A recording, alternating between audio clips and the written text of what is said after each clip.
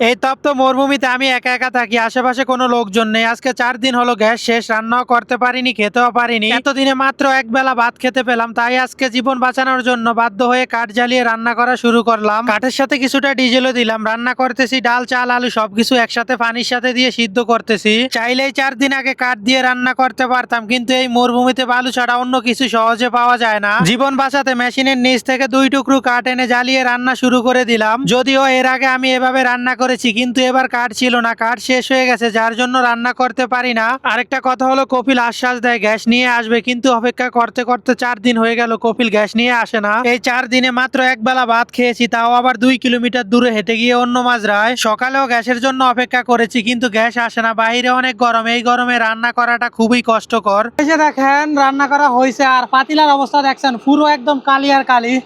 তো যেহেতু ঠিক আছে কাঠ দিয়ে রান্না করছি, কালি তো একটু হইবই।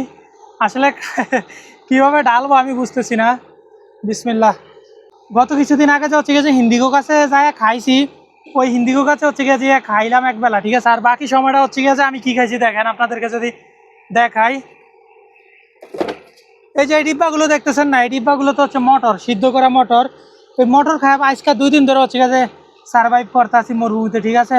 পরিমাণ খিদা তো আজকে না পাইরা হচ্ছে গিয়ে আপনারা সবাই বলছেন যে খালি কেবল যাতে বানানোর জন্য লাকড়ি দিয়ে হচ্ছে গিয়ে যে লাকড়ি দিয়ে রান্না করার জন্য, কিন্তু আমার এখানে লাকড়ি নাই। মরুভূমিতে শুধু হাতের কাছে পাওয়া যায় শুধু বালু, বালু ছাড়া আর কিচ্ছু পাওয়া যায় না ভাই, ঠিক আছে। তো মেশিনের নিচের থেকে হচ্ছে গেছে 2টা কাঠ আনলাম, কাঠ আইন হচ্ছে গেছে কোনো রকম রান্না করলাম আর কি। এখন খাবো। আসলে আমারও প্রচুর খিদার্থ, বিলাইও প্রচুর খিদার্থ। ওই দেন বিলাই বসে রয়েছে। আল্লাহ, এ দেখেন হাতের অবস্থা খারাপ, কালিয়ে পুরো পাতিলা কালি, ঠিক আছে।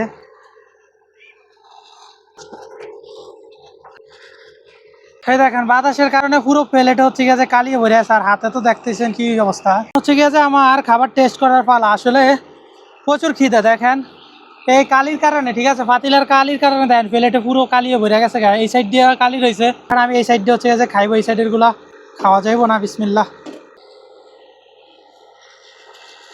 কি যে স্বাদ ভাই, আজকে 4 দিন পর হচ্ছে গিয়ে যে আবার খানা খাইতেছি। তো আসলে মরুভূমিতে আইসা এত পরিমাণ খিচুড়ি খাইছি, আমার বাপের জন্ম আমি এত খিচুড়ি খাই না, বুঝছেন। আসলে এখানে সব দিক দিয়ে সমস্যা, তো কিছু থাকে না, কি করি ডাইল চাইল মিক্স করে সব কিছু মিক্স করে হচ্ছে গিয়ে যে খিচুড়ি পাকে এলাই, বুঝছেন। তো বিশেষ করে হচ্ছে গিয়ে যে খিচুড়ি রান্না করলে যে আস্ত রসুনটা দেয় না, এটা খাইতে আমার কাছে আসলে খুবই ভালো লাগে, খুবই ভালো লাগে ভাই। একেবারে সত্যি কথা বলি, আসলে খিচুড়িটা যে আমি খাই আমার শরীরটাতে যে এত শান্তি লাগতেছে। এখন হচ্ছে গিয়ে যে সম্ভবত 4টা বাজে, ঠিক আছে, বিকাল 4টা বাজে, 4টা বা 3টা, সম্ভবত 3টা, যদিও মোবাইল আসলে পিছনে আমি দেখি না। সারাদিনের ভিতরে মাত্র এখন খানা খাইতেছি। আজকে সারাদিন ধরে ওয়েট করছি যে কপিল গ্যাসের ডাব্বা নিয়ে আসে কিনা। কপিলের ওয়েট করতে করতে করতে করতে সারাদিন না খাইয়াছিলাম। গত 4 দিন ধরে ওয়েট করতেছি যে ও কি গ্যাসের ডাব্বা নিয়ে আসেনি। পরে যারা আজকে না পাইরা হচ্ছে গেছে যে এভাবে ফাঁক করে খাইতেছি। এখন বলেন বাজারও নাই কিছু ফাঁকা মুঝে, পরে বলছি যে বাজার আর গ্যাসের ডাব্বা জরুরি দে। তো আজকে সকালে আসার কথা ছিল, সকালে আসে না, এখন বিকাল হয়ে গেছে। বিকালে এখন না পাইরা হচ্ছে গেছে খানা খাইতেছি। আল্লাহ, সবাই খালি বলতেছেন ভাই এত কষ্ট করে কি হইব, এখান থেকে বাড়িয়া যান। আসলে এখান থেকে বাড়ানোর কোনো সিস্টেমই নাই, বুঝছেন। কপিল পারে না যে আমার আজীবন কাল লেগে হচ্ছে গেছে এখানে রাইখা দেয়, বুঝছেন, এরকম একটা পরিস্থিতি। আর একবার যদি বাড়াইতে পারি তাহলে এই পরিস্থিতিতে আর কেউ তো আসবোই না, বুঝতে পারছেন কি কইছি। অনেকে আবার বলতেছেন যে ভাই অন্য কাজে যান। আসলে ভাই যারা মালিকানা কাজ করে ওরা অন্য জায়গায় যাইতে পারে না, ওই সিস্টেম নাই, ঠিক আছে। অন্য জায়গায় যে আমি যাবো, যাইলে হচ্ছে গেছে হয়তো ও আমার নামে মামলা দিয়ে দিব, বা আমার অনেক সমস্যা হইব, পরবর্তীতে আমি ফাইসা যামুগা। তখন যদি আমি ফাইসা যাই, এখানে আসলে আমার এই হেল্প করার মতো কেউ নাই, বুঝছেন। আর সৌদি আরবের জেলের ভিতরে একবার যদি কেউ ঢুকতে পারে তাহলে এর অবস্থা খারাপ, বাইরে অন্তে এত সহজ না। ওই দেখেন বিলাই ওরে দিছি, ও খাইছে, খায় এখন আবার খাইতে চাইতেছে, দাঁড়া দিতেছি।